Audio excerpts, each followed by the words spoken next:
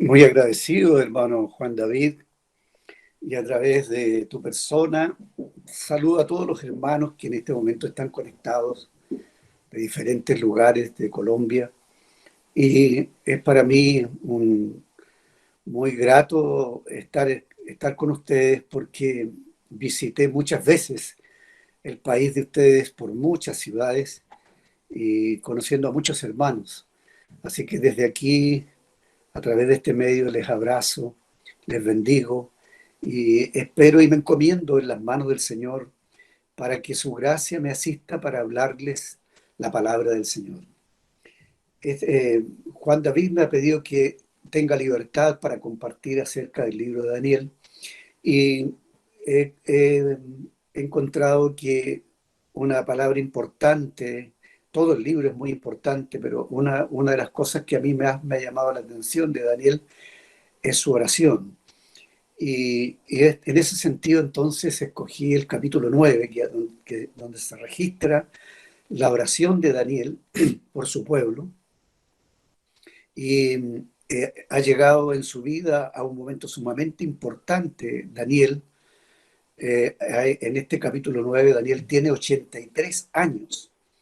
Él llegó al cautiverio babilónico en el año 605 antes de Cristo y tenía en ese tiempo 15 años de edad, junto a otros tres jóvenes que seguramente eran jóvenes que fueran escogidos, porque cuando el rey Nabucodonosor le pide a una persona que era el que los iba a cuidar a estos jóvenes, le pide que los entrene, que los alimente bien, que los prepare, porque el objetivo del rey es buscar a los jóvenes más sabios para que estén en la corte y entre todos los sabios, digamos, los más entendidos, los más inteligentes, hubo una selección y entre ellos encontraron que Daniel y estos tres jóvenes amigos de Daniel eran 10 veces más sabios que los demás, de tal manera que estamos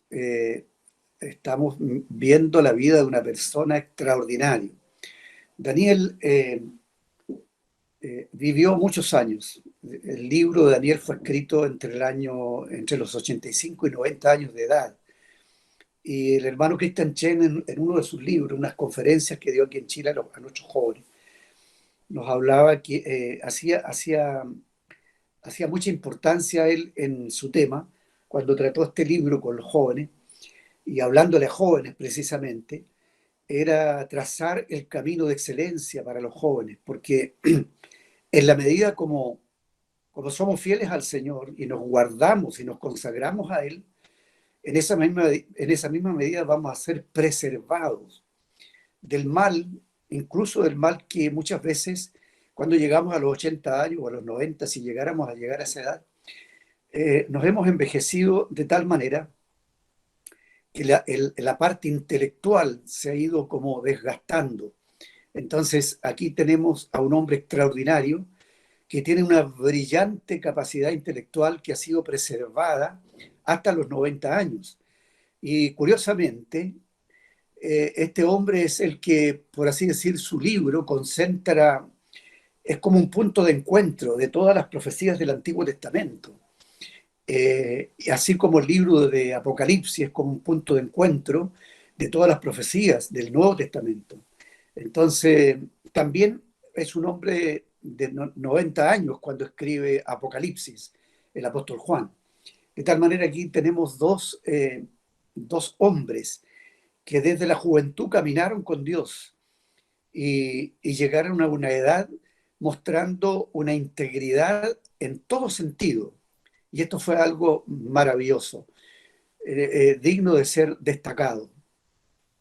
Conocer la vida de Daniel desde los 15 años, donde él se abstiene de comer la comida del rey, donde él eh, se guarda de adorar ídolos, porque toda la comida que se servía en el palacio del rey era una comida primeramente ofrecida a los ídolos. Entonces él, por no ser contaminado con esas costumbres, con esos rituales, decide consagrar su vida al Señor y guardarse para el Señor junto con sus amigos. y vivieron una vida de oración. Y por eso la oración de Daniel es tan importante, porque ha vivido una vida de oración, ha estado dependiendo de Dios y confiando en Dios y esperando en Dios toda su vida. Ahora, el cautiverio babilónico comienza en el año 605 y es en oleadas sucesivas que los cautivos llegan a Babilonia. Desde Jerusalén a Babilonia hay 1.400 kilómetros. Se pueden imaginar ustedes esa tremenda vuelta, porque hay que avanzar hacia el norte. Desde Jerusalén se avanza hacia el norte y se da una tremenda vuelta para bajar después por la Mesopotamia hasta llegar a Babilonia. Entonces fueron oleadas sucesivas. Digo que los babilonios empezaron a tomar prisioneros y a escoger a los que llevaban en primer lugar. Entonces, en una segunda oleada, que fue en el año 595, es llevado prisionero también Ezequiel, que en ese tiempo tenía 25 años.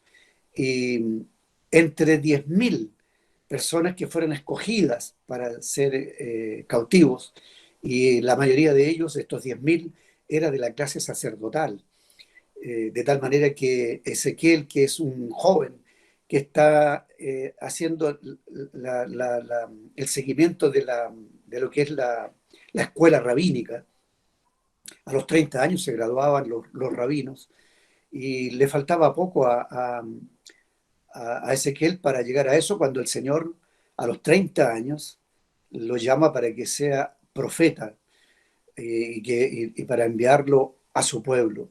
De tal manera que Ezequiel está en el cautiverio, cuando un par de años más, 10 años más tarde, los babilonios destruyen la ciudad de Jerusalén en el año 585.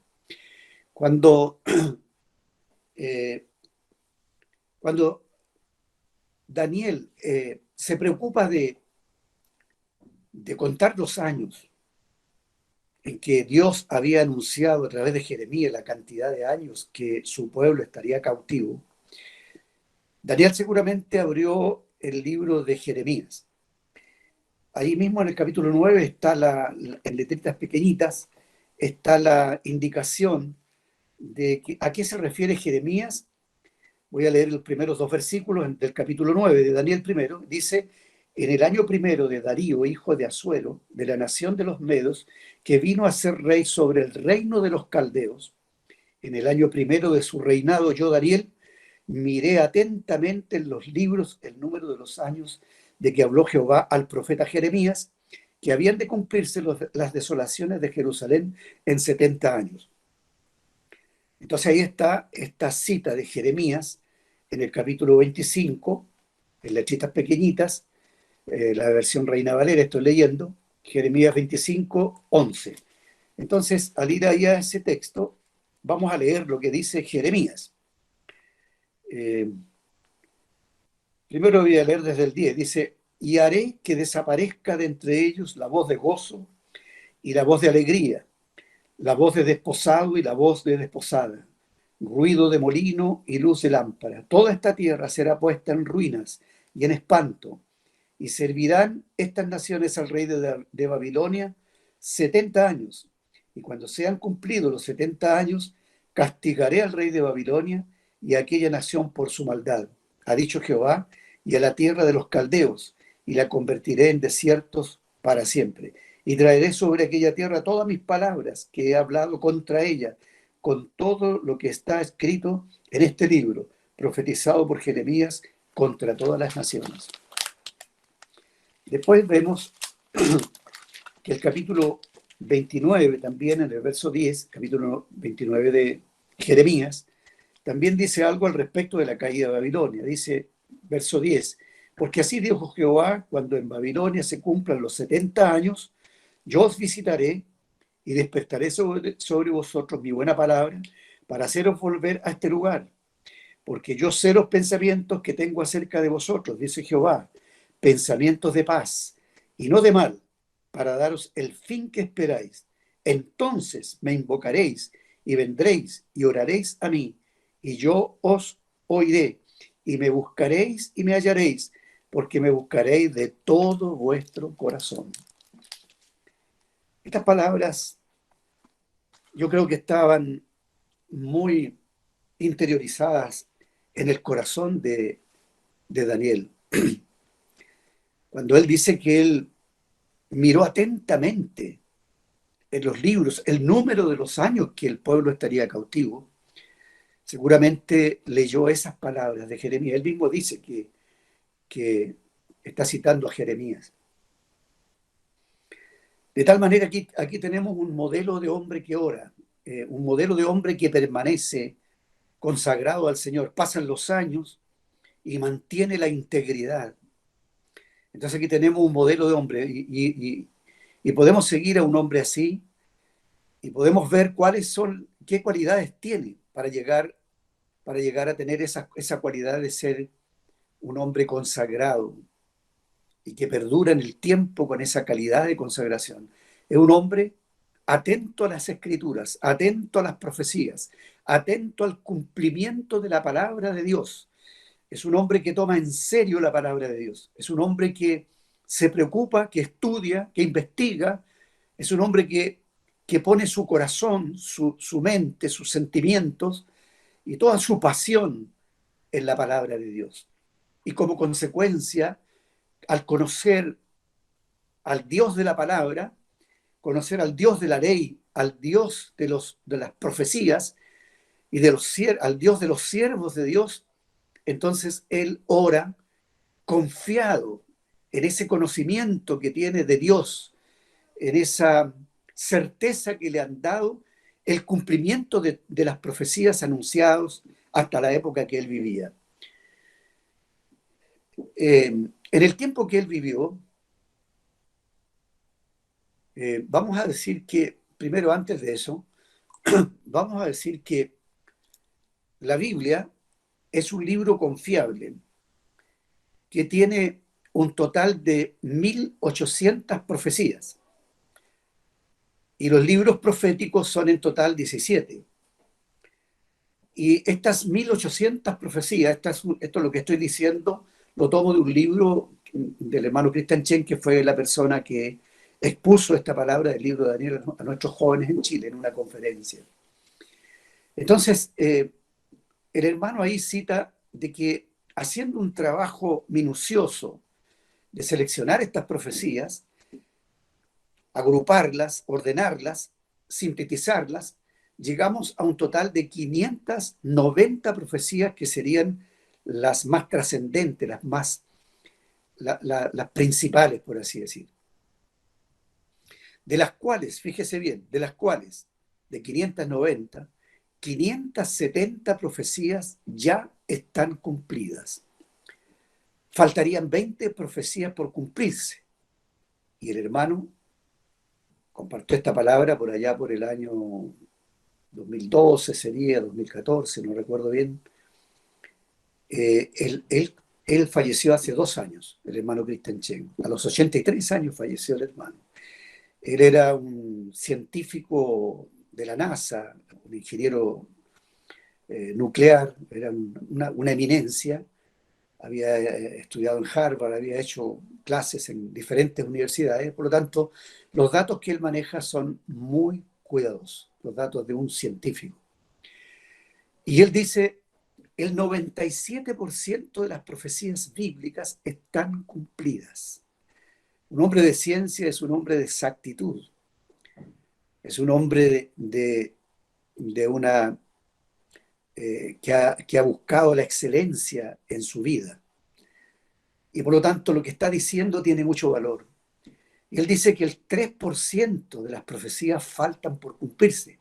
Pero en los días que él habló, decía que ya en sus días estábamos viviendo en el tiempo de estas 20 profecías que se están cumpliendo. Eso nos dice que la venida del Señor está muy cerca. La venida del Señor está a las puertas. Esta generación quizás sea la última generación de la cual también las profecías bíblicas del Nuevo Testamento nos hablan. Ahora, los eventos proféticos, que son la suma de los 1800 en total, solamente se pueden se pueden dividir en dos puntos. Dos puntos. Apuntan hacia dos direcciones. Una gran cantidad de ellos anunció la primera venida de nuestro Señor Jesucristo. La otra parte es el anuncio de la segunda venida de nuestro Señor Jesucristo. De tal manera que el centro de toda la escritura, el centro de la palabra de Dios, de los anuncios que se dijeron con tanta antelación, ¿no? Todas las profecías se dicen con mucha anticipación. Por ejemplo, Isaías profetizó en el capítulo 13 de Isaías 13 y 14, profetizó la destrucción de Babilonia, profetizó el cautiverio de Judea, profetizó primero el cautiverio de las 10 tribus del norte, cuando cayeron cautivas en las manos de los asirios. Así que Isaías se anticipó 100 años antes, porque fue por allá por el año 700 que él profetizó el cautiverio de Judea, y eso se cumplió en el año 605, o sea, pasaron 95 años y se cumplió lo dicho. Pero respecto del cumplimiento de la destrucción de Babilonia ocurre cuando Daniel, en el capítulo 9, dice que en el año primero de Darío, hijo de Asuero, dice, de la nación de los Medos, que vino a ser rey sobre el reino de los caldeos. O sea, cuando Daniel escudriña esta palabra, Nabucodonosor ya está muerto, el imperio babilónico ya cayó, y quien está reinando en este momento sobre los caldeos, sobre los babilonios, son los medo-persas. O sea, que las palabras que anunció Isaías con 180 años antes tuvieron un perfecto cumplimiento. Entonces ese ajuste fino de las profecías, ese cumplimiento tan exacto de las profecías, nos da una tremenda confiabilidad en las Sagradas Escrituras. No existe un libro en toda la historia de la humanidad que tenga tal seriedad en que los anuncios tan anticipados tengan el cumplimiento tan perfecto, tan preciso como lo que hay en la palabra de Dios. De tal manera que los dos puntos convergentes de todos los anuncios proféticos es la persona de nuestro Señor Jesucristo. Ahora, fíjese que es tan interesante esto porque los anuncios de la primera venida confundieron a Juan el Bautista y confundieron a los discípulos, porque hasta el último momento los discípulos tuvieron el entendimiento velado, no comprendieron cuando Jesús les habló de su muerte y resurrección. Lucas nos subraya como 3 o 4 veces esa situación de que los discípulos, Jesús les anunciaba la muerte y la resurrección y los discípulos no entendían, porque dice Lucas que el entendimiento de ellos estaba velado. Lo mismo ocurrió con los caminantes que venían hacia la aldea de Maús, después de haber visto el primer día de la semana cuando Jesús había resucitado y Jesús se les acerca en el camino y ellos van cabizbajos, tristes, lamentando la muerte de Jesús. O sea, no habían entendido. Y la misma palabra dice que cuando Jesús les hablaba lo que los anuncios proféticos respecto de su persona, dice que no entendían nada porque su entendimiento estaba velado. Ni siquiera podían conocer quién era Jesús. Solo cuando partieron el pan, entonces se les abrió el entendimiento y supieron quién era el que estaba con ellos. Era Jesús resucitado. Entonces es interesante qué le pasó a Juan el Bautista. ¿Se acuerdan que Juan el Bautista cuando está en la cárcel tiene dudas de quién es realmente Jesús? Y manda a los discípulos a preguntarle, ¿eres tú el que había de venir o esperaremos a otro?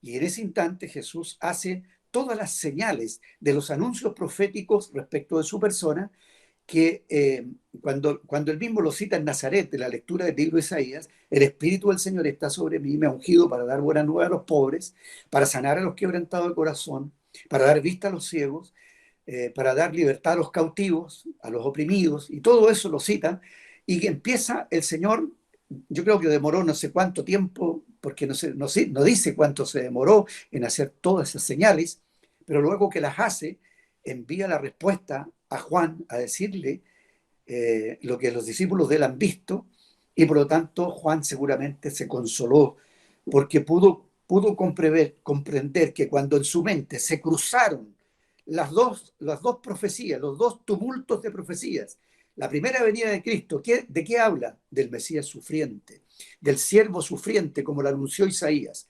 Pero ¿qué dice el segundo lote de profecías tocante al Señor Jesucristo en su segunda venida?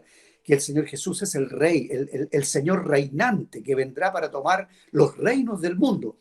De tal manera que podemos comprender las dudas de Juan el Bautista. Juan el Bautista tenía súper claro desde su nacimiento, desde su niñez, su madre y su padre le contaron que él iba a ser el precursor del Mesías y sabía e identificó al Señor Jesucristo el día que fue bautizado, lo identificó como el Cordero de Dios que quita los pecados del mundo. Sabía que la venida del Señor era una venida para hacer la expiación por el pecado. Pero en su debilidad, al estar en la cárcel, está diciendo cómo si el Mesías viene a librar a los cautivos, cómo es que yo estoy prisionero. Entonces, las palabras de las profecías de Isaías con respecto al ministerio de Jesús, que tiene que ver con el jubileo, cuando se soltaba a los presos, cuando se le recuperaba la tierra que estaba en arriendo, cuando la esclavitud era recuperada, era un jubileo para asuntos de orden sociopolítico, socioeconómico. Pero el jubileo que trae el Señor Jesucristo, el año agradable que anuncia la profecía en el ministerio de Jesús, tiene que ver con una liberación de los traumas, de los asuntos del corazón, de la mente, de las frustraciones internas del alma humana, de lograr la liberación de almas oprimidas, de almas quebrantadas. Entonces, podemos entender que a Juan se le cruza la esperanza del gobernante político en el Mesías con la esperanza del siervo sufriente, que son los dos puntos convergentes de toda la profecía de la Biblia. Entonces ahora vamos a ir a la oración de Daniel. Bueno, si calculamos la fecha del inicio del cautiverio, fijando en el año 605, y le restamos 68 años de los 70 que duraría, la investigación de Daniel respecto al número de los años de la cautividad debería ser el año 537. Algunos colocan el año 538 porque colocan el inicio del cautiverio en el 606. Quiere decir entonces que cuando Daniel está hablando esta oración, está haciendo esta oración, han transcurrido 68 años de cautiverio. Quedan 2 años para que el pueblo sea completamente liberado. Y el decreto de Ciro se cumple más tarde, ya Darío está reinando, digamos, y luego Ciro va a extender el decreto para la restauración de Israel. Vemos también que en la misma época que Daniel está orando, se aflige el corazón de Nehemías. En el capítulo 1 adelante, Nehemías, cuando recibe la noticia de que por el lugar donde estaba antiguamente el templo, estaban todas las piedras esparcidas, que habían chacales que estaban paseándose por el patio del templo. Entonces aflige su corazón y entra en un ayuno, un lloro y un lamento. Entonces lo mismo le ocurre a Daniel. Dice que cuando él se da cuenta, percibe el tiempo en que él está viviendo. Qué importante es eso para nosotros, hermanos, discernir el tiempo en que estamos viviendo, la época que nos ha tocado vivir. Dice, volví mi rostro a Dios el Señor buscándole en oración, verso 3 del capítulo 9. Oración, ruego y en ayuno, silicio y ceniza. Entonces, dijimos primeramente que en este momento han transcurrido 68 años de cautividad. Si sumamos los 15 años que tenía Daniel y sumamos después los 68 años, llegamos entonces a que Daniel tenía 83 años cuando empieza a hacer esta oración.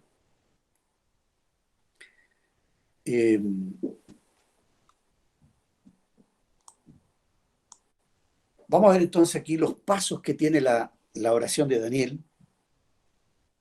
Primero les comento que el ayuno, que se practicó en el Antiguo Testamento. Tenía que ver con afligirse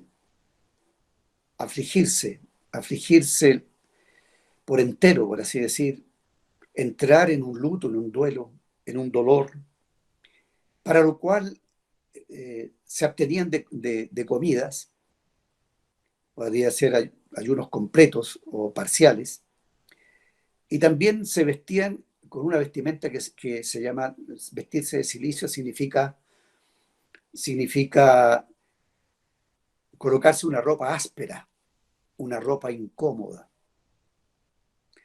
Los religiosos católicos, cuando hacían penitencia, quizás todavía lo hacen, porque ellos practican eso todavía, se ponen unas ropas con ciertas espinas y a eso le llaman vestirse de silicio. Y la ceniza, que era mientras estaban en esa condición de lamento, de lloro, de aflicción, de mucho dolor, se echaban ceniza sobre la cabeza. Esta era la práctica de la época. Después vamos a ver que esas costumbres, digamos, de alguna manera fueron corregidas ya por el tiempo de los profetas, porque ¿cuál es el ayuno que Dios busca? Dice uno de los profetas, sino el afligir el corazón, ¿no? Ahora sí, si los sufrimientos que le aplicamos de una manera ascética, golpeando nuestro cuerpo, como dice Pablo, que él golpeaba su cuerpo, lo que significa que Pablo también se abstenía de ciertas cosas. Pero golpear el cuerpo hoy día en el Espíritu Santo, por así decir, es abstenerse de la ira, es abstenerse del enojo, es abstenerse de la venganza, es abstenerse de la rabia, es abstenerse del odio, es abstenerse de las groserías, es abstenerse de la inmoralidad, es abstenerse de todo ese tipo de cosas. Porque ¿cuál es el ayuno que Dios busca, sino el corazón contrito y humillado? No obstante, creo que Daniel, a pesar de que ocupó cosas externas para lograr tener en su interior un dolor, no dudamos de la sinceridad de Daniel y de muchos que practicaron este tipo de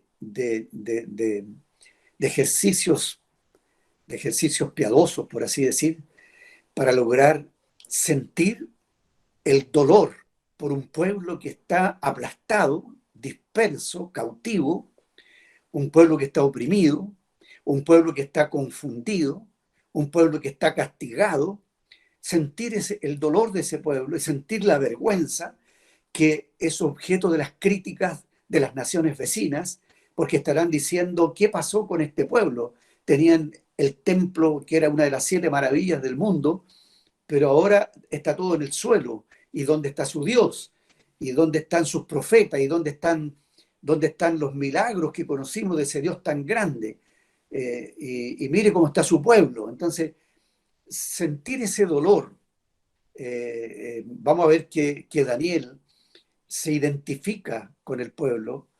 Él no ora como viendo los pecados del pueblo y sintiéndose él aparte de ellos, sino que él se identifica plenamente con el castigo que Dios le ha dado a ese pueblo, un castigo merecido, porque Daniel reconoce que el estado de sufrimiento que tiene su pueblo se lo merece por los pecados que ha cometido al haber violado la palabra de Dios, las leyes de Dios.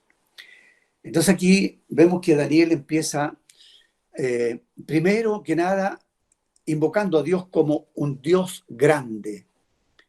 Qué importante es, hermanos, cuando nos dirigimos a Dios, saber a quién nos dirigimos. Tener conciencia de la grandeza de Dios. Es digno de ser temido. Cada persona que tuvo un encuentro con Dios cayó como muerto a sus pies. La presencia de Dios nos hace tener experiencias luminosas.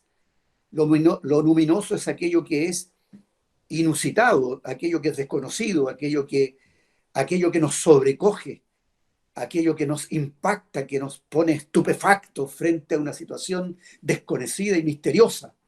La grandeza de Dios al entrar en su presencia, en contacto con Él y sentir su presencia de estar ante un Dios vivo y verdadero, que es fiel a su pacto, que conoce la misericordia, que es un Dios justo y porque es justo no puede permitir el mal, pero que al mismo tiempo tiene una cualidad maravillosa que se compadece, como lo decía el anuncio de Jeremías, que después de los 70 años el pueblo lo iba a buscar de todo corazón.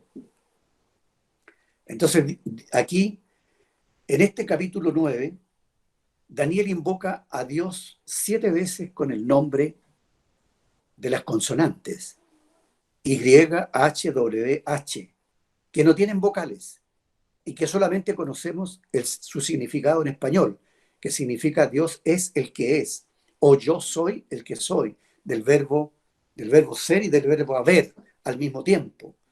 Entonces, porque Dios es el que está, el eterno, el que está siempre presente. Es maravilloso darnos cuenta que esta identidad que Dios hace de este nombre, que solamente en el libro de Daniel, en la única parte del libro de Daniel donde aparece este nombre es en el capítulo 9 y aparece 7 veces. Entonces este nombre de Dios, yo soy, nos está diciendo que Él es el único ser que puede hablar de sí mismo como yo soy. Nadie más, ni tú ni yo, ni ningún ser humano ha podido jamás identificarse con ese nombre, excepto el Señor Jesucristo, que es uno con el Padre y que tiene esta identidad con Dios por ser de una misma esencia con Dios. Jesucristo es el gran yo soy.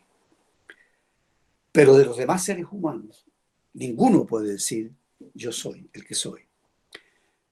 Como Ortega y Gasset lo decía, yo soy yo y mis circunstancias.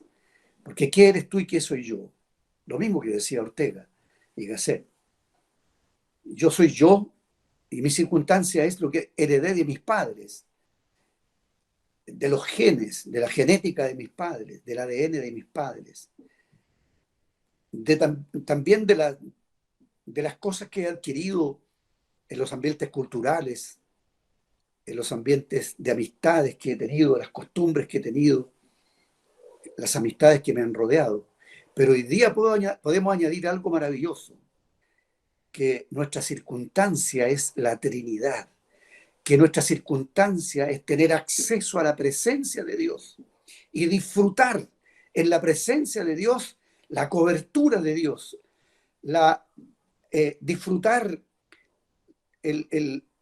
las promesas de Dios, que es lo que está haciendo en este momento Daniel, que se está acercando a Dios con una confianza tremenda, sabiendo que Dios es justo, pero que también es misericordioso, y sabiendo que puede ser escuchado si él apela a las promesas de Dios. Y sabe que lo primero que tiene que hacer es tener un corazón contrito y humillado y pedir perdón por los pecados. Hacer una confesión de pecados, que es lo primero que se requiere cuando nos dice el Padre nuestro, Señor Jesucristo, santificado sea tu nombre. Porque lo contrario de no santificar el nombre de Dios es ofender a Dios con nuestras quejas, es ofender a Dios con nuestras palabras maldichas, ¿no? Maldecir es decir males, y que casi no hay día que no digamos alguna queja o algo que lo decimos mal. Y por lo tanto aquí la gran sensibilidad que tiene Daniel para identificarse con los pecados de su pueblo nombra la iniquidad, la impiedad, la rebeldía, la desobediencia de su pueblo a los mandatos de Dios y a los profetas, las rebeliones que eran la causa de todas las aflicciones de su pueblo y el castigo de Dios, que son las retribuciones justas de parte de Dios por las rebeliones de su pueblo. En nuestros días el concepto de pecado ha sido reducido por el humanismo. La moralidad se ha vuelto relativa. Lo que antes escandalizaba a la gente, ahora es algo normal. El pecado se vuelve más grave cuando se tiene conocimiento del daño que produce Y cuando se comete deliberadamente, la persona lo comete deliberadamente, lo hace estando consciente de las consecuencias que eso acarrea. Y eso es gravísimo.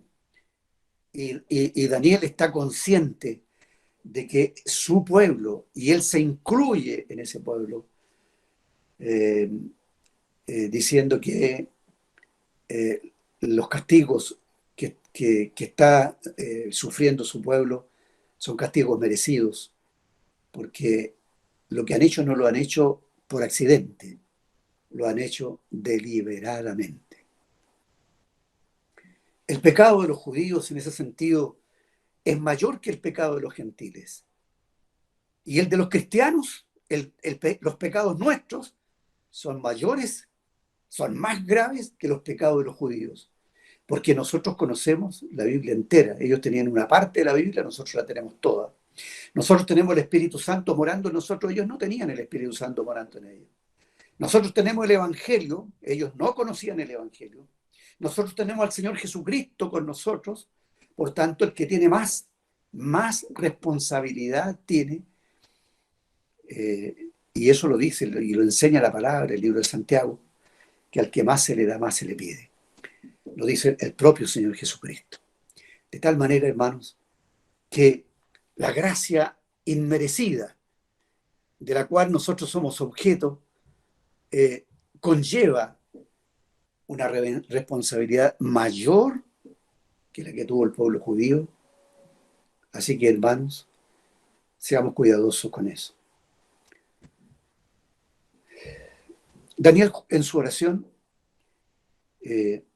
veamos el verso 5 al 6, dice: hemos pecado, hemos cometido iniquidad, hemos hecho impíamente, hemos sido rebeldes y nos hemos apartado de tus mandamientos y de tus ordenanzas. No hemos obedecido a tus siervos los profetas, que en tu nombre hablaron a nuestros reyes, a nuestros príncipes, a nuestros padres y a todo el pueblo de la tierra. Tuya es, Señor, la justicia y nuestra la confusión de rostro, como en el día de hoy lleva todo hombre de Judá, los moradores de Jerusalén y todo Israel, los de cerca y los de lejos, en todas las tierras a donde los has echado a causa de su rebelión con que se rebelaron contra ti. Oh Jehová, nuestra es la confusión de rostro de nuestros reyes, de nuestros príncipes, de nuestros padres, porque contra ti pecamos. De Jehová nuestro Dios es el tener misericordia y el perdonar, aunque contra él nos hemos rebelado y no obedecimos a la voz de Jehová nuestro Dios para andar en sus leyes que él puso delante de nosotros por medio de sus siervos los profetas. Todo Israel traspasó tu ley y apartándose para no obedecer tu voz, por lo cual ha caído sobre nosotros la maldición y el juramento que está escrito en la ley de Moisés, siervo de Dios, porque contra él pecamos. Y él ha cumplido la palabra que habló contra nosotros y contra nuestros jefes, que nos gobernaron trayendo sobre nosotros tan grande mal, pues nunca fue hecho debajo del cielo nada semejante a lo que se ha hecho contra Jerusalén. Conforme está escrito en la ley de Moisés, todo este mal vino sobre nosotros y no hemos implorado el favor de Jehová nuestro Dios para convertirnos de nuestras maldades y entender tu verdad. Esa oración conmovedora, no hay oración más estremecedora en todo el Antiguo Testamento que esta oración. Es una oración modelo, donde se muestra el arrepentimiento de un hombre que ha sido intachable, pero que a la hora de juzgar no se aísla del pueblo al cual él pertenece. Aquí nosotros debemos tomar una tremenda lección, digo los cristianos, porque nosotros tenemos que saber que nosotros también pertenecemos a un pueblo que en este momento Dios le ha puesto la mano con esta pandemia que ha venido sobre la humanidad. El juicio de Dios tiene que empezar primero por su casa, y que esta pandemia primeramente nos hable a nosotros, a los hijos de Dios, a toda la iglesia, a todo el cuerpo de Cristo, porque nosotros, muchos de nosotros salimos del cristianismo denominacional, religioso, tradicional, sistemático, y salimos juzgándolos a ellos y apartándolos de ellos. Posiblemente en ese primer tiempo fue bueno que así lo hiciéramos, que saliéramos de la corrupción que hay en medio de la cristiandad, de líderes abusadores que han hecho del cristianismo una fuente de ganancia. Eso está visible por todas partes, esas mega iglesias. En realidad salimos de ese tipo de cristianismo, pero nunca quizás hemos juzgado que nosotros somos tan culpables como ellos, nunca nos hemos involucrado en ese desastre, ¿no? Yo tengo muy presente la vida de David Wilkers, un hombre extraordinario que hasta el último día lamentaba la situación desastrosa de la cristiandad. Vivía diciendo que él predicaba llorando. Ese hombre vivía con un dolor constante por ver el estado del cristianismo, que ese mismo espíritu esté entre nosotros. Fíjese que Daniel usa 32 veces, se hace partícipe de los pecados de su pueblo en la oración. 32 veces se incluye. Usa muchísimas veces los pronombres no hemos hecho tal cosa. Nosotros, nos, nuestra, esos pronombres. Y los verbos como no hemos hecho, una y otra vez, no obedecimos. Entonces, una suma de 32 veces en la que él se incluye en los pecados del pueblo. Entonces, llamo la atención, me la llamo primero a mí mismo, me siento muy culpable de no haber tenido, haberme armado de un dolor, lo he tenido en alguna medida, pero hoy día, al haber examinado esta oración de Daniel, siento culpabilidad de los desvíos que han tenido los líderes cristianos para llevar a la cristiandad a una apostasía. Que el Señor nos libre, hermano. Armémonos de ese espíritu de oración intercesora que clama para que venga y se manifieste un remanente que los que están prisioneros en esa cautividad también puedan salir de ese cristianismo falso. Bendito sea el Señor. El Señor conoce la confusión de su pueblo. David más bien conoce la confusión de su pueblo y él se hace partícipe de esa misma confusión, aunque él es el primero en tener claridad ahora de cuál es el camino. El camino para salir de la confusión es la oración. El camino para salir de la confusión es confiar en las promesas de Dios, en la palabra de Dios. Es confiar y depender y esperar la respuesta de Dios.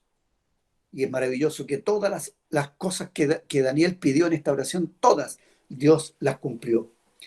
Y en ese sentido tenemos que aprender mucho cómo orar para recibir las respuestas de Dios a nuestras oraciones. Es orar conforme a la palabra, es orar conforme a la voluntad de Dios. Mira cuántas veces cita a Jeremías, cuántas veces cita a Moisés, cuántas veces cita las leyes de Moisés. Conocía perfectamente las maldiciones que le sobrevendrían a los que no obedecían las leyes de Moisés. Y eso está escrito en el libro de Deuteronomio. Si tienen su Biblia a mano y pueden ver ahí o tienen algún apunte donde anotar. Capítulo 27, verso 15. Maldito el hombre que hiciera escultura o imagen de fundición, abominación a Jehová, obra de mano de artífice, y la pusiera en lo oculto, y todo el pueblo responderá y dirá amén. O sea, confirmando la maldición. Y Daniel eso es lo que hace, confirma la maldición de Dios al pueblo porque se lo merecía. Capítulo 28, verso 15, pero acontecerá, si no oyeres la voz de Jehová tu Dios para procurar cumplir todos sus mandamientos y sus estatutos que yo te intimo hoy, que vendrán sobre ti todas estas maldiciones y te alcanzarán. Maldita será tu ciudad. Así, y siguen las maldiciones. Entonces, Moisés conocía esta palabra. Qué importante es conocer la palabra a la hora de orar. Qué importante es tener presente lo que Dios dice a la hora de orar. Entonces, este pueblo que estaba condicionado, la bendición de Dios, el amor de Dios, la misericordia de Dios, la paz de Dios, estaba condicionada a la obediencia a la ley. Entonces, la razón por la que Dios los castiga es por no haber guardado los mandamientos. Sabemos que tal cosa era imposible para la carne. pero haber cometido pecados deliberadamente y no haber lamentado esos pecados y vivir así como si nada, eso era lo grave. Porque Dios no tiene problema en tener misericordia de alguien que peca. Dios no tiene problema con una persona que se arrepiente. Y si ese es tu caso, hermano, o si conoces a alguien que está en esa condición y tiene desconfianza de que Dios le pueda perdonar, tú puedes asegurarle que Dios es misericordioso. Y esto es lo que mueve el corazón de Daniel para orar, conociendo que Dios es misericordioso, que guarda el pacto, porque en el pacto Dios prometió que nunca abandonaría a su pueblo. ¿Y acaso no es la misma promesa de nuestro Señor para nosotros? Estaré con vosotros todos los días hasta el fin del mundo. Clama a mí y yo te responderé, dice el Señor. Si lo amamos y guardamos sus mandamientos, nosotros los cristianos, y permanecemos en su amor, de la misma manera como Jesús guardó los mandamientos del Padre y permaneció en su amor, el Señor Jesús promete y dice, si ustedes me aman, ¿y con qué amor lo vamos a amar? Con el amor con que Él nos amó primero, por supuesto.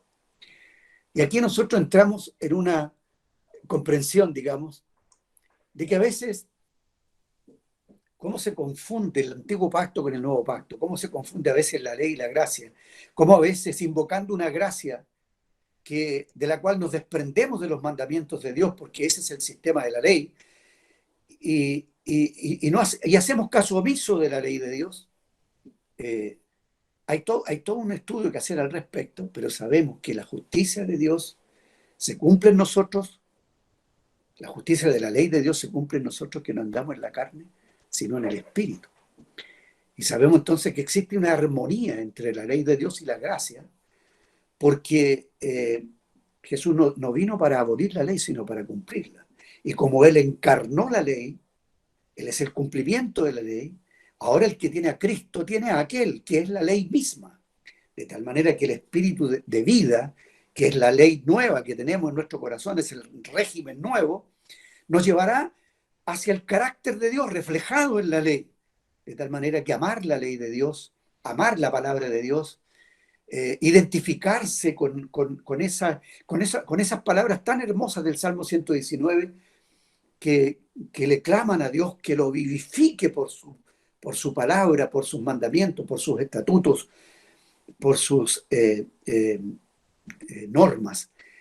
Nombra la ley de Dios de distintas maneras y ahí hay una persona que le da una importancia tremenda a la ley de Dios. No podemos hablar mal de la ley de Dios, porque al hablar mal de la ley de Dios estaríamos hablando mal de Dios, porque la ley es santa, justa y buena, porque ese es el carácter de Dios. Por la gracia de Dios, entonces, es que la justicia de Dios se cumple en nosotros. Y ya estamos terminando la primera parte y voy a terminar cortito, hermanos, con una conclusión. Daniel apela a la misericordia del Señor. Y quiero decir, para terminar esta parte, que la oración juega un papel importantísimo en los decretos de Dios con respecto a las decisiones que toma Dios. Fíjate que Dios en su soberanía, Él puede hacer lo que Él quiere. Él es soberano y Él tiene toda la autoridad para hacer lo que Él quiere, pero Él se autolimita al esperar la oración tuya. ¿Cómo necesitamos conocer la mente de Dios, los pensamientos de Dios, los planes de Dios, para orar en su voluntad? Sea hecha tu voluntad en el cielo como se hace en el cielo, sea hecha también aquí en la tierra. Entonces, Watchman Nee nos enseña en uno de sus libros que la tierra gobierna el cielo. La tierra gobierna el cielo. O sea, el cielo, el trono de Dios, la autoridad de Dios, el reino de Dios, está esperando tu participación. Qué tremendo, hermano. Cómo se expande el corazón de Dios para incluirnos. Él podría hacer lo que Él quiera con su voluntad soberana. Pero Él nos ha hecho reyes y sacerdotes. La venida del Señor depende mucho de si nosotros la demoramos con nuestra negligencia, con nuestra falta de oración, con nuestra falta de compromiso. Podría demorar quizás cuánto tiempo más, pero en la medida como los cristianos le clamamos y le oramos, ven Señor Jesús, en esa medida Dios cumple su promesa. Así que la oración tiene una importancia tremenda, hermanos. ¿Y por qué Dios nos incluye? Porque esa es la vida del cielo, hermano. La vida de Dios, la vida del Dios Trino. Es una vida de mutualidad, es una vida de conjunto, es una vida de cuerpo, es una vida de un Dios que es uno en esencia y en conjunto. Es uno, pero en pluralidad. Y por lo tanto la sujeción en ese ámbito de una vida trinitaria, la sujeción es algo esencial en el carácter de Dios. Y por eso, como Él quiere que seamos semejantes a Él y quiere incluirnos, quiere que nosotros participemos de lo que Él tiene que hacer. Las obras de Dios, el Señor Jesucristo mandó a sus discípulos a hacer la misma misión que Él tuvo aquí en la tierra. Vayan, prediquen el reino de Dios, sanen a los enfermos. Esa misión tuvieron los discípulos de Cristo y la tenemos hasta el día de hoy, porque nosotros somos el Cristo corporativo, el Cristo colectivo, ¿no? Que estamos haciendo la misión de Cristo aquí en la tierra. Qué maravilloso, hermanos. ¿Cuáles fueron las oraciones específicas de Daniel?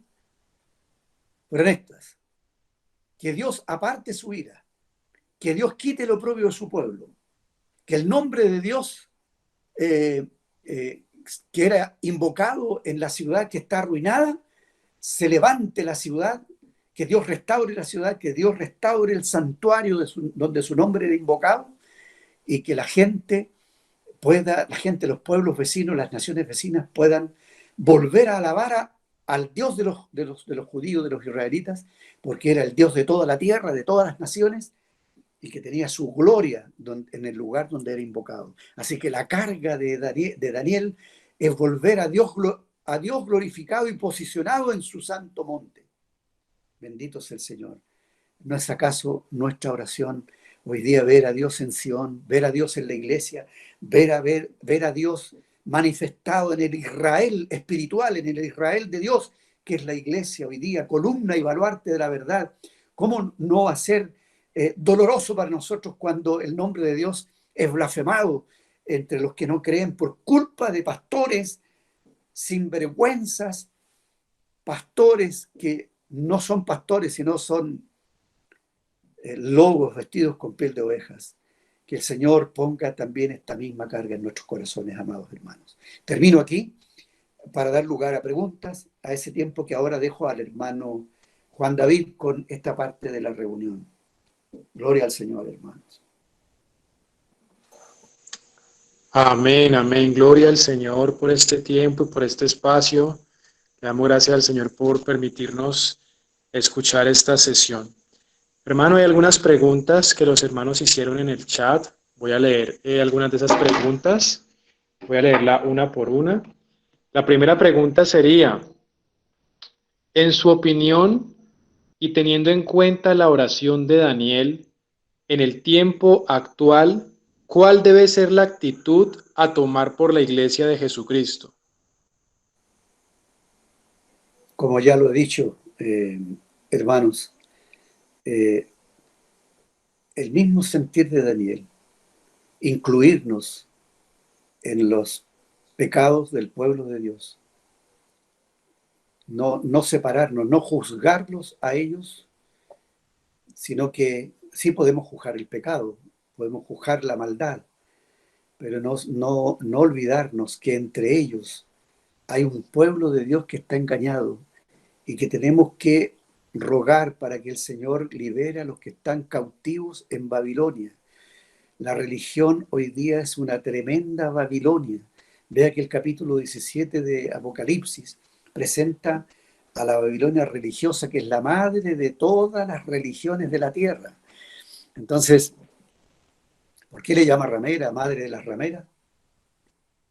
porque las rameras son las que se prostituyen. ¿Y cómo se prostituyen las religiones? Yéndose en pos de los ídolos, de otras divinidades.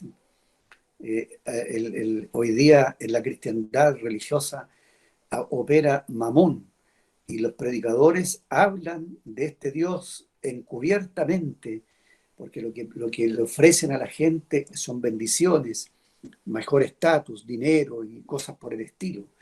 Y cómo tenemos que lamentar esa situación, y que hay muchos cristianos que están engañados porque son, tal vez que son inocentes de lo que están haciendo, y por ellos tenemos que tener compasión y orar insistentemente al Señor para que el Señor haga salir a su pueblo de esa cautividad.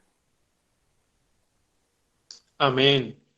Hermano, la segunda pregunta sería, ¿cuál es la base bíblica donde el pecado de los judíos es más grande que el de los gentiles? ¿Hay menor gracia? Gracias, hermano Roberto. Claro, como decíamos, a mayor conocimiento, mayor responsabilidad. Al que se le da más, más se le pide. Esa es una ley, una regla que coloca el Señor Jesucristo, y lo repite su hermano Santiago en la epístola, ¿no? Santiago, el hermano del Señor, también dijo las mismas palabras de Jesús en ese sentido. Entonces, nosotros los cristianos también tenemos una responsabilidad mayor que la de los judíos. El pecado de los gentiles es menor porque, aunque cometían el mismo pecado de la idolatría, era exactamente igual, pero delante de Dios tenían menos culpa porque ellos no habían sido instruidos en la Torá, no habían sido instruidos en la ley de Dios. Por lo tanto, ellos no estaban en el culto, no sabían cómo acercarse a Dios, y no tenían conciencia del pecado que cometían adorando a sus ídolos. En cambio, los judíos, que eran instruidos desde la niñez por su padre y su madre, porque eran leyes que tenían que repetírselas todos los días a sus hijos, desde la niñez conocían esos mandamientos y deliberadamente cometían esos pecados de idolatría. El gran pecado de Israel fue la idolatría. Tanto las 10 tribus del norte como las del sur, los dos cayeron en ese pecado de la idolatría. En este momento sería largo explicar eso, pero tiene que ver con pecado. La idolatría tiene que ver con el culto a la fertilidad, donde se dan las orgías sexuales, la perversión sexual, acompañada del dios Baco, que era el dios del vino, de las borracheras. La gente entonces, droga y alcohol, y perversión sexual, era, digamos, lo propio de estos cultos. Entonces, es esa la gravedad, digamos, del pecado de Israel. Hermano, otra pregunta. ¿Es posible que por medio de la oración de una persona o comunión con los hermanos, la misericordia de Dios sea sobre esa ciudad, país, pueblo, etcétera, y pueda perdonar los pecados e iniquidades, o únicamente podrá ser salvo quien sea limpio, quien siga a nuestro Señor y tenga arrepentimiento verdadero en su corazón? ¿Qué ha podido encontrar en las Escrituras? Gracias. Bueno, la oración de una persona por una ciudad puede hacer que, bien podría ser como pasó con Nínive, que Jonás fue a pregonar, digamos, una palabra de Dios para ese pueblo. El pueblo escuchó y se arrepintió, y toda la ciudad fue salvada.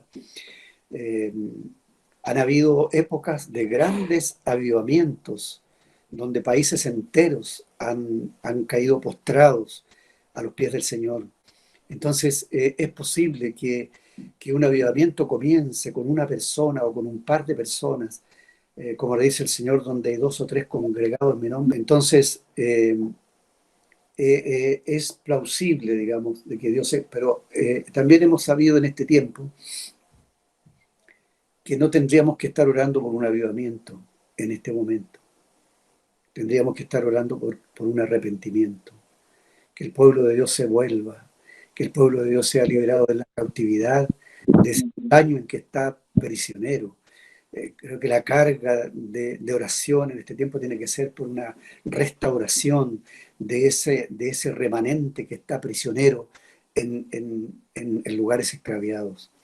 Entonces, como consecuencia de esa oración, viene un avivamiento, viene una expansión de la obra de Dios en cuanto a la rendición de la gente que se entrega a Cristo al oír el Evangelio.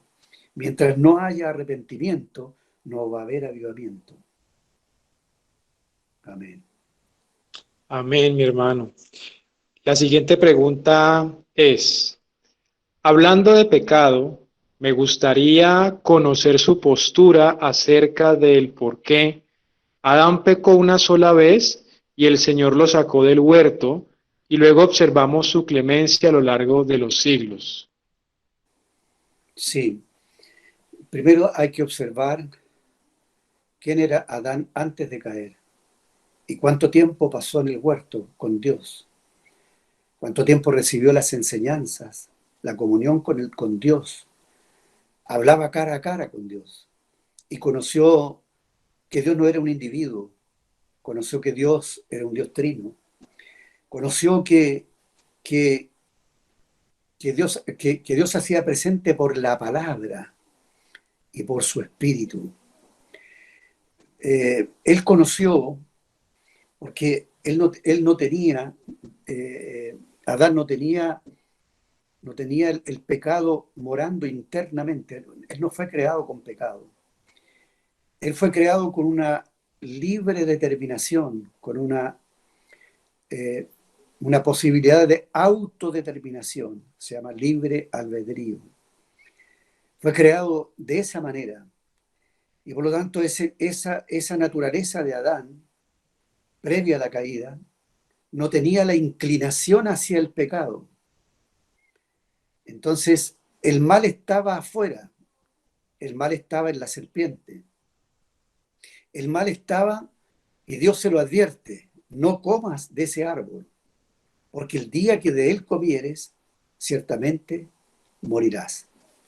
¿De dónde vino el mal hacia Adán? Vino desde afuera, no de adentro. Entonces, ¿qué fue lo que aprendió con Dios Adán en todo ese tiempo, que no sabemos cuánto tiempo fue, pero calculo que puede haber sido mucho tiempo, que Adán y Eva estuvieron deleitándose en el jardín del Edén, donde no les faltaba absolutamente nada, lo tenían todo. Conocieron a su creador. La relación que tenía Adán con Dios era la relación de una criatura con su creador. Y conoció que siendo criatura, él era incorporado en ese relacionamiento. Es tan importante distinguir que lo que se llama comunión es una vida relacional, de relacionamiento. Esa es la comunión. Y la palabra en el Nuevo Testamento nos dice que la comunión que estaba con el Padre y el Hijo fue manifestada. Y la hemos visto, la hemos tocado. Y esa es la comunión que les anunciamos a ustedes, dice el apóstol Juan. Entonces, Adán conoció esa comunión, conoció ese relacionamiento. ¿Y qué significa ese relacionamiento? Significa participar de una vida de cuerpo, de una vida de conjunto, participar de una vida de familia, participar de una vida de mutualidad, de reciprocidad, de sujeción mutua, en que yo me inclino ante ti, tú te inclinas ante mí, que yo te doy, tú me das. Eso es lo que él vio en el Hijo. Él vio la relación del Hijo con el Padre, en que el Hijo se relacionaba con el Padre y se sujetaba al Padre, y el Padre también se sujetaba al Hijo, porque el Padre engrandece al Hijo. Entonces él vio esa relación, la vivió. Entonces el mal no estaba todavía. Ahora, ¿de dónde viene el mal? Viene de afuera. Y la pregunta es, ¿cuál es el origen del mal? El mal no se origina en Dios. El mal se origina en Satanás. Ya él había caído. Y en los planes de Dios estaban probar a esta criatura con el mal que había sido producido en el cielo. ¿Por qué? Porque Dios tenía desde la eternidad sabía que él mismo un día asumiría la humanidad, que se haría hombre. Él no podía renunciar a esa criatura que él hizo, porque en su propósito eterno, él sabía que un día él se haría hombre, participaría de carne y sangre. Y por toda la eternidad, Dios tendrá a Jesucristo a su diestra, Dios encarnado, Dios hecho hombre. Por lo tanto, Dios no podía fracasar. Ahora, como Dios es perfectísimo, santísimo, no puede tener ni un solo defecto, no tiene ni una sola falla. Por eso, bastó un solo pecado para que la muerte entrara en Adán y luego entrara la muerte en toda la raza humana. Este tema, hermanos, es muy largo. Este tema debiera continuar con la tentación que sufrió el Señor Jesucristo, porque Él es el postrer Adán. Y de la misma manera, como el primer Adán, el Señor Jesucristo no tenía el estigma pecaminoso, porque Jesús no procede de Adán en el sentido de haber sido engendrado por carne y sangre, sino por voluntad de Dios, en el vientre de María, por un milagro. Por lo tanto, Jesús no hereda el pecado de Adán. Sí viene humanamente de la raza de Adán porque es engendrado en el vientre de María y es hombre, verdaderamente hombre, 100% hombre, pero sin pecado. Entonces, las tentaciones que sufre Jesús no son desde adentro de él, sino de afuera hacia él. Y bendito sea Dios que, de la misma manera como por el pecado de un hombre, toda la humanidad fue condenada, por la obediencia de otro hombre, toda la humanidad podía ser justificada. La muerte entró por un hombre, pero la vida entró por otro hombre. De ahí la importancia de nuestro Señor Jesucristo en nuestras vidas. Amén. Da para mucho más la respuesta. Amén, mi hermano. Tenemos dos preguntas más. Creo que no, ya son tres. Tres preguntas más. La primera es, bendiciones, mi hermano. ¿Por qué en los judíos no moraba el Espíritu Santo? Sí, en el Antiguo Pacto, como leemos en las epístolas, en los evangelios, primeramente, cuando uno hace el seguimiento de la historia de la salvación en el libro de Lucas, que termina en el libro de los Hechos, uno puede ahí hacer el seguimiento de la línea histórica de la salvación. Y puede ver cómo el Señor Jesucristo promete que vendrá el Consolador y que el Padre va a enviar el Espíritu Santo una vez que el Señor Jesús haya llegado al cielo. El Espíritu Santo estuvo presente con los profetas, los inspiraba, pero siempre desde afuera, siempre sobre ellos, pero nunca en ellos, ¿no? Nunca en su interior, sino siempre ungiéndolos desde afuera y usándolos. Pero por eso Jesús dijo que entre los nacidos de mujer nunca había habido un hombre tan grande como Juan el Bautista, de los profetas, el mayor de todos los profetas. Pero que en el reino de Dios el más pequeño era mayor que Juan. Y eso es porque Juan no nació de nuevo. El nuevo nacimiento, que es la regeneración, que es el despertar del espíritu humano, que está muerto, inactivo para con Dios. El día que oyes el Evangelio, que escuchas la buena nueva, y te arrepientes de tus pecados y te entregas a Cristo, es obra del Espíritu Santo generar en ti un despertar, un renacer del espíritu. A eso se llama nuevo nacimiento o conversión. Y entonces cuando eso ocurre, entra el Espíritu Santo a morar dentro de ti. Eh, el, el Señor Jesucristo nos bautiza con el Espíritu Santo y el Espíritu Santo nos bautiza en el cuerpo de Cristo, con un doble bautismo, por así decir. Ser bautizado por el Espíritu Santo en el cuerpo de Cristo significa ser incorporado a Cristo, ser un miembro de Cristo, ser parte de Cristo. Aleluya, ser un dedo de Cristo, la mano de Cristo, un pie de Cristo, ser parte de Cristo. Entonces, el pueblo judío en el sistema de la ley no tuvo el Espíritu Santo morando dentro de ellos. Eso lo dice todo el Nuevo Testamento, todas las cartas del apóstol Pablo, especialmente el libro de los Hechos, que es el libro que nos relata el día de Pentecostés, cuando vino el Espíritu Santo y se posicionó en la iglesia. y le da una tremenda importancia a la palabra en, ¿no? Que vino a morar en la iglesia, no sobre la iglesia, sino en la iglesia. Eso podría decir, hermana. También esta es una respuesta que requiere de mucho más, es un tema mucho más amplio, porque está en toda la escritura. Amén, mi hermano. La siguiente pregunta sería, en el Padre Nuestro, modelo de oración del Señor Jesús, está ese fragmento, perdona nuestras faltas. ¿Debe el cristiano continuar pidiendo perdón a pesar de que todos los pecados han sido perdonados por la obra de Jesús en la cruz? Exactamente, sí. La oración del Padre Nuestro es una oración modelo. Eh, Nunca los judíos escucharon a ningún rabino dirigirse a Dios como Padre. En ninguna sinagoga jamás ningún maestro se dirigió a Dios como Padre. Los discípulos escucharon a Jesús frecuentemente dirigirse al Padre y para ellos eso era una tremenda novedad, porque nunca habían leído en toda la Biblia a nadie que orara a Dios dirigiéndose a Dios como Padre. Y Jesús dice, yo soy el camino, la verdad y la vida, y nadie viene al Padre sino por mí.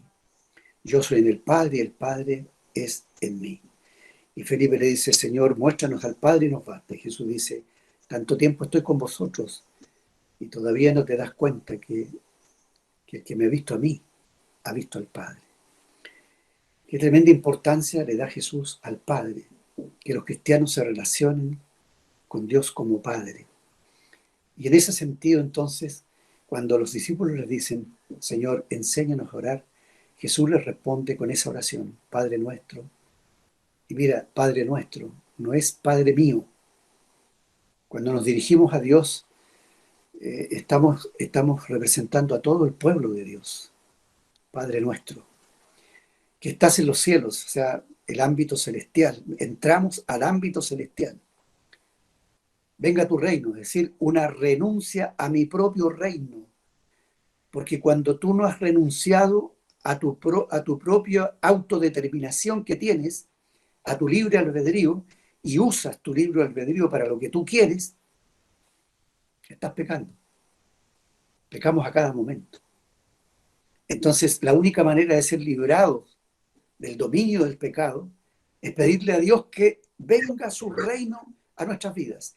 Y para pedirle el reino, lo que estás pidiendo es, lo que estás diciendo, me despojo de mi reino para recibir tu reinado en mi vida. Sea hecha tu voluntad, no la mía. ¿Y cuántas veces hacemos nuestra propia voluntad? ¿Cuántas veces nos endeudamos sin preguntarle a Dios el compromiso que estamos asumiendo? ¿Cuántas veces nos enfermamos porque hemos hecho cosas indebidas o hemos comido comidas indebidas? ¿Cuántas veces hemos hecho cosas por nuestra propia voluntad? ¿Qué sensibilidad debemos tener para redescubrir el significado de la palabra pecado? Que en este tiempo esa palabra se ha relativizado muchísimo y por lo tanto necesitamos redescubrir lo que significa esa palabra, porque nosotros pecamos a cada momento. Lo que sí tenemos conciencia es que cada vez que lo hacemos, el Espíritu Santo nos redarguye, nos reprende. Entonces, cuando tenemos, en eso cuando dice el Señor, el pan nuestro de cada día, dánoslo hoy. Primero, hay tres necesidades ahí en esa oración, en ese texto. El pan nuestro de cada día se refiere a la necesidad física, de ser sustentados en todos los ámbitos de nuestra necesidad física. El pan nuestro de cada día, danos hoy, ¿no? La comida, el vestuario, la calefacción y tantas cosas. El agua, la ducha caliente. Bueno, allá en Colombia no se necesita ducha caliente. Pero aquí en Chile necesitamos ducha caliente. Ahora en este momento tengo una estufa prendida aquí, que sin esta estufa estaría tiritando de frío. Entonces, el pan nuestro involucra toda mi necesidad material. Y luego viene la otra. Eh, perdona nuestros pecados, nuestras deudas. Esa es una necesidad moral. Yo tengo una necesidad moral. Mi conciencia, el Espíritu Santo, se entristece dentro de mí cuando yo hago cosas que no son la voluntad de Dios. Cuando digo cosas, cuando actúo, cuando reacciono de una manera inadecuada, estoy ofendiendo a Dios. Cuando no entiendo lo que significa santificar el nombre de Dios, porque santificado sea tu nombre significa, como decía delante, cuando no santificamos el nombre de Dios, eh, eh, lo estamos ofendiendo con nuestras quejas. Cuando me quejo porque me pincho un dedo, cuando me quejo porque algo me sale mal, cuando digo una grosería, cuando las cosas no me resultan, cuando alguien me demora más de la cuenta en cuando tendría que haberme atendido y me enojo. Entonces, en todas esas cosas nosotros pecamos. No santificamos a Dios, ofendemos a Dios.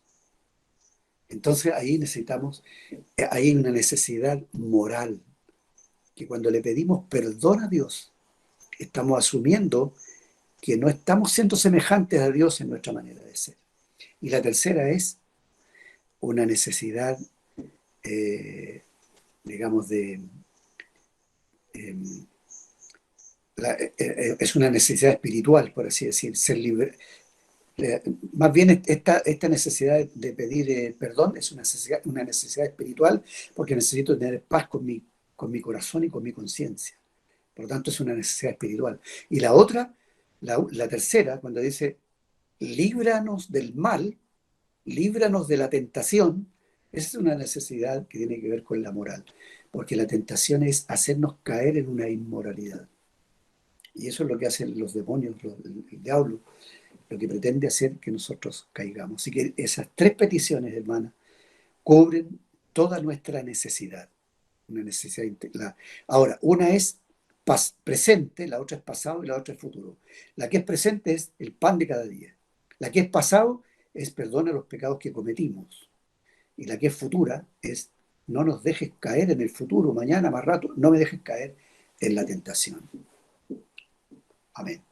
Última pregunta, mi hermano, para dar cerrada esta sesión es, de las ya casi 20 profecías que faltan por cumplirse, ¿lo que estamos viviendo haría parte del cumplimiento de alguna de esas profecías?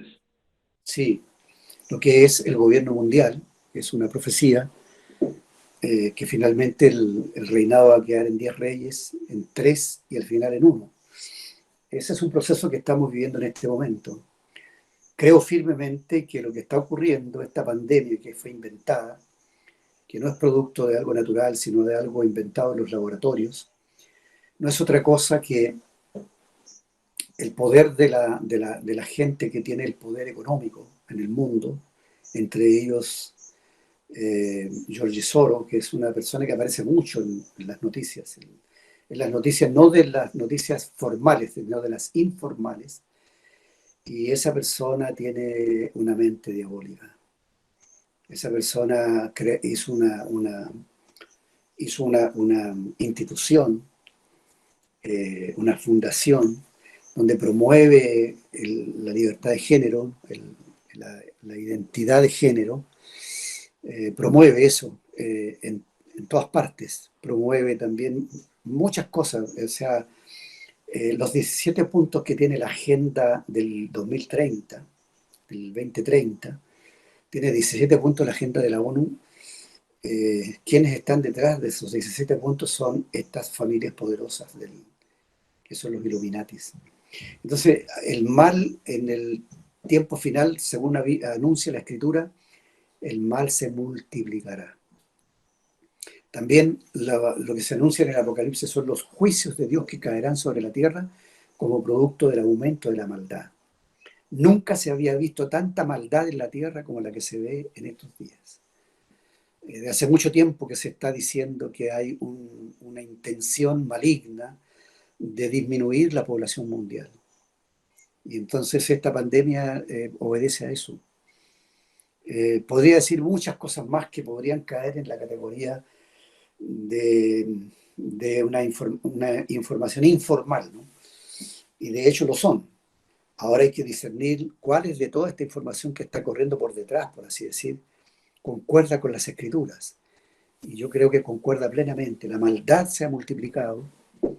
El propósito que tienen todos los gobernantes del mundo en este momento es, ya lo decía el hermano Christian Chen, las tres grandes coaliciones que hay en la Tierra en este momento, que es la Unión Europea, que es de la Europa Central, la Europa del Norte, que es la otra coalición, que es la antigua Unión Soviética, que también está se está colisionando con esos países que configuraban esa coalición antiguamente, y la del Oriente, que son los países árabes.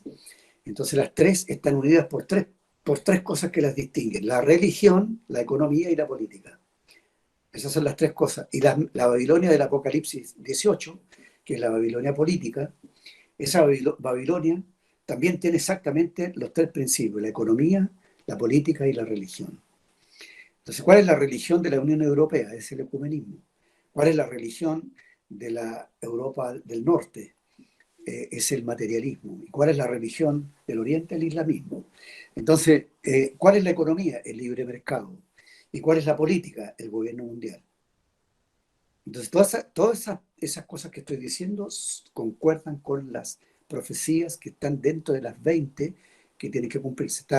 Faltaría la tribulación, que son la última semana de Daniel, que en este mismo capítulo 9, después de la oración, el ángel de Dios se presenta a Daniel para informarle que su oración ha sido escuchada y le muestra la visión de las 70 semanas, que también eso daría para un estudio, seguramente ustedes lo van a hacer, y que faltaría de las 70 semanas una última semana, que es semana de años.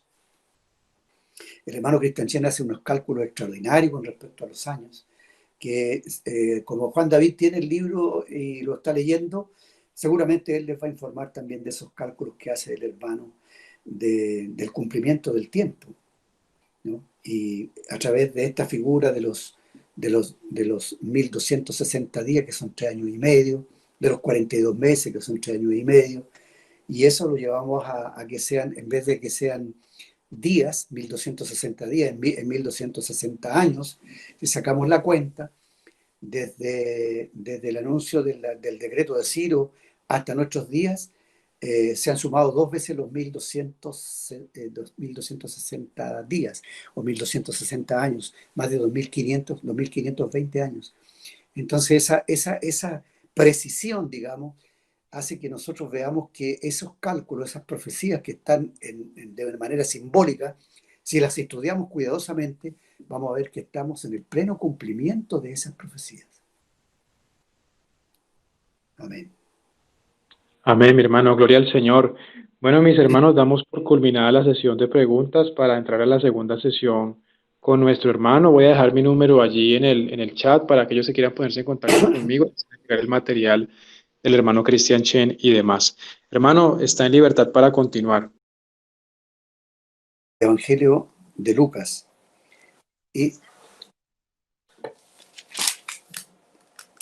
en el capítulo 11, allí está registrada la oración que le enseñó el Señor Jesucristo a los discípulos, y está el Padre Nuestro, al cual ya hice referencia casi en su totalidad. Pero la que me voy a referir ahora es una parábola.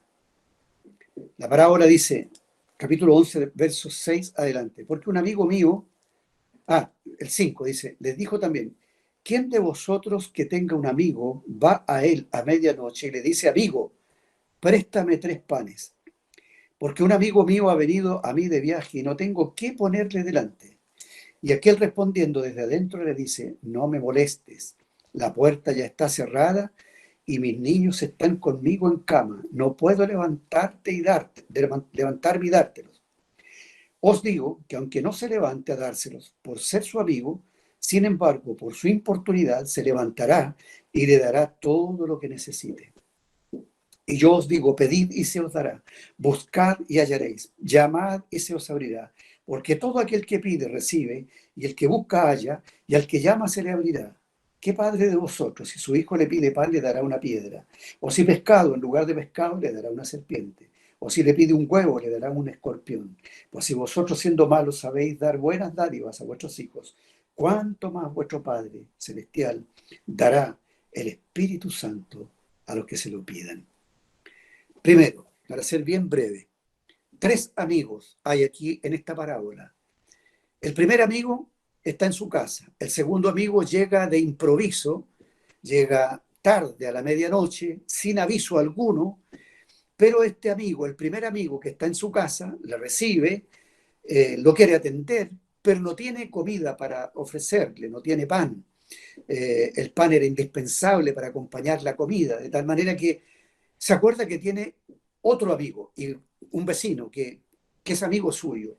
Es la medianoche, las 12 de la noche, y va donde su amigo, hasta el amigo número 3, y le golpea la puerta, le dice, amigo mío, le toca la puerta, y el amigo le dice, ha llegado a mi casa un amigo que tengo que atenderlo, no tengo con qué atenderlo, por favor, te ruego que me compartas 3 panes para poder atenderlo. Y el amigo de adentro le dice, la puerta está cerrada, estoy en cama con mis hijos, no me molestes. Pero después le sigue tocando la puerta y por su importunidad finalmente le abre la puerta y le pasa los 3 panes. La pregunta es, ¿cuál de estos 3 amigos es Dios? Y posiblemente más de alguien podría decir que Dios es el tercer amigo, el que no le gusta que lo molesten. Y nos preguntamos, ¿es Dios así? ¿A Dios no le gusta que lo molestemos?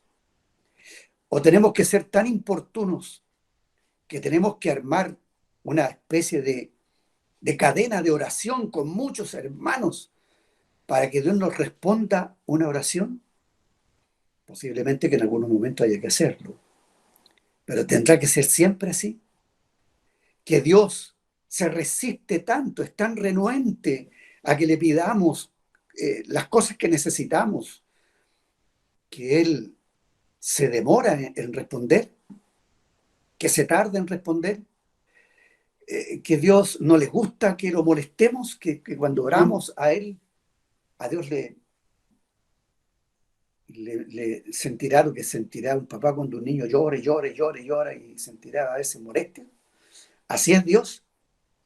Y la pregunta es no, Dios no es así. Cuando vemos lo que dicen los salmos acerca de Dios, dice que no se dormirá el que guarda a Israel, porque de día y de noche está pendiente de lo que pasa con su pueblo.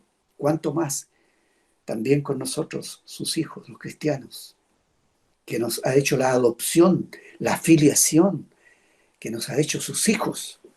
De ahí la importancia de invocar a Dios como Padre. Eso es lo primero que tenemos que tener presente, que Dios es nuestro Padre. Y como Padre, cuando llegamos a Él a través de Jesucristo, que son las 3 puertas, ¿no? El camino, la verdad y la vida son las 3 puertas del templo. La primera puerta era el templo, del templo era la puerta de la calle, la puerta que separaba la calle con el lugar público, con el atrio, que eran 4 columnas. Y esas 4 columnas representan los 4 evangelios, pero también representan los 4 rostros de Cristo que están en los 4 evangelios. Y que tienen 4 colores, el azul, el rojo, el púrpura y el blanco. El azul representa la procedencia celestial de Jesucristo. El rojo representa la sangre de Cristo. El púrpura representa a Cristo como rey, el reinado, porque los reyes se vestían de púrpura. Y el blanco representa la pureza de Jesucristo. Entonces, la figura del león en el Evangelio de Mateo, con el color de púrpura, ¿no? El Evangelio de Marcos, con el color rojo, porque el Marcos está representado en el buey. El color blanco en Lucas, porque representa el Evangelio de Lucas, el Hijo del Hombre, la perfecta humanidad de nuestro Señor Jesucristo. Y el águila en Juan, que es el color azul, porque la procedencia de Cristo es celestial. Entonces, hermanos, cuando Jesús dice yo soy el camino, la verdad y la vida y nadie viene al Padre, está diciendo yo soy esa primera puerta. Y a esa primera puerta se nos abre cuando escuchamos el Evangelio, los 4 rostros de Cristo, como Rey, como buey que va al sacrificio, como, como, como conociendo la perfecta humanidad de Cristo que también se entrega puro por nosotros, y la divinidad de Cristo, Cristo como Dios encarnado. Cuando creemos eso, se nos abre la puerta a la morada de Dios, al ambiente de Dios. La segunda puerta son los ministerios, no voy a explicar eso ahora, esa es la verdad, que son 5 ministerios, son 5 columnas que separan el lugar santo del lugar santísimo, y la última puerta es el velo, el velo de la cortina de oro que separaba el lugar santo del lugar santísimo, y allá adentro del lugar santísimo está el arca, y Jesús es esas 3 puertas que se llamaba la vida. La primera puerta se llamaba el camino, la segunda se llamaba la verdad, y la tercera se llamaba la vida. Entonces yo soy las 3 puertas. Nadie puede acceder a esa intimidad con Dios si no es por mí, está diciendo Jesús. Entonces ten presente que cuando te aproximas a Dios y quieres entrar en contacto con Él, estás ante la presencia de tu Padre, no de un Dios que te causa espanto, sino de alguien en el cual puedes confiar. A lo mejor eres pequeñito, somos niños, inmaduros todavía, con mayor razón. Y si eres, lo que Dios quiere, nuestro Padre, no quiere vernos que seamos siempre niñitos, quiere vernos crecer, quiere vernos madurar. Entonces Él, eh, cuando Jesús compara a ese padre, dice, ¿qué padre de vosotros? Si su hijo le pide pan, le dará una piedra, o en vez de pescado, le dará una serpiente. Entonces nos hace reflexionar, nos invita a ver a Dios como nuestro Padre, no como un Padre malo, sino como un Padre bueno. Entonces nos enseña que el que pide, recibe, el que busca, halla, el que llama, se le abre. Esa es la clave para recibir respuestas a nuestras oraciones. Ahora, ¿por qué Dios muchas veces no nos responde nuestras oraciones? No porque no quiera, no porque es renuente a respondernos, sino porque Él tiene un propósito con cada cosa que Él nos envía. Pablo tuvo una enfermedad de la cual nunca fue libre. Y Dios le dijo, basta de mi gracia. Y Pablo vivió su vida con esa enfermedad. A veces Dios nos dice que no, y es una respuesta de Dios. Pero ¿cómo entendemos cuando nos dice que no? Por el Espíritu Santo. Porque cuando tú dices, si nosotros siendo malos sabemos dar buenas dádivas a nuestros hijos, ¿cuánto más nuestro Padre, vuestro Padre? Fíjate que inicia la enseñanza de la oración con el Padre Nuestro, aquí en este capítulo 11 de Lucas, léelo completo, y en el 13 termina instruyéndonos con respecto a nuestra relación con nuestro Padre. ¿Cuánto más vuestro Padre dará el Espíritu Santo a los que se lo pidan? Entonces, tenemos que pedir ser llenos del Espíritu. Aceite en nuestras lámparas todos los días. Porque si estamos llenos del Espíritu, no tenemos el Espíritu contristado. El Espíritu está contristado cuando pecamos, cuando no hacemos la voluntad de Dios. Pero cuando estamos llenos del Espíritu, vamos a entender por qué nos pasa lo que nos pasa, para qué nos pasa lo que nos pasa. Entonces vamos a entender cuando Dios dice, espérate un poquito, o cuando nos dice, todavía no, o cuando nos dice, ya, ahora.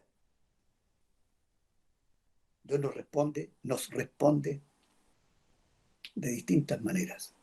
Como si un niñito de 12 años le pidiera al papá, papá, quiero un auto, quiero salir a correr a la carretera, que me gusta la velocidad. Y el papá le dijera, sí, hijito, no, el papá no va a hacer eso con el hijo. No le va a dar esa respuesta. A veces nosotros somos como esos niñitos, pedimos lo que no conviene.